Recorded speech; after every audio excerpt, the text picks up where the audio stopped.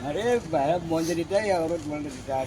कौन औरत थी? ये बात भी सही है, ये बात भी सही है। जहाज में उड़ता है, करोड़ों का जहाज में उड़ता है। प्राइवेट जेट में। हाँ वही बोला, हाँ बोला। प्राइवेट हाँ जेट। हाँ ये बोला। प्राइवेट जेट क्या होता है वो? प्राइवेट जेट मतलब जिसमें 2-4 आदमी आते हो, ज्यादा उसमें आदमी नहीं रहेंगे, हाँ, 2-4 प्राइवेट 5-10 जेट, ही हाँ, आदमी बोला, रहेगा। हाँ ये बोला, आप पक्का बात बोल दिया। ये बात सही है, गलत नहीं बोला।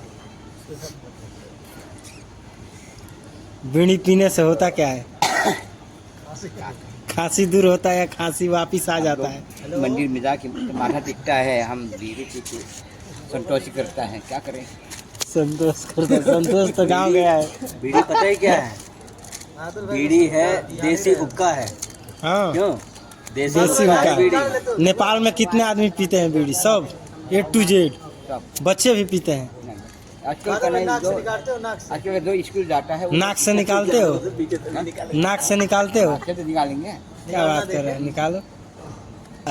रखे ये तो मुंह से ही निकल रहा है। निकाला? निकला। ओके।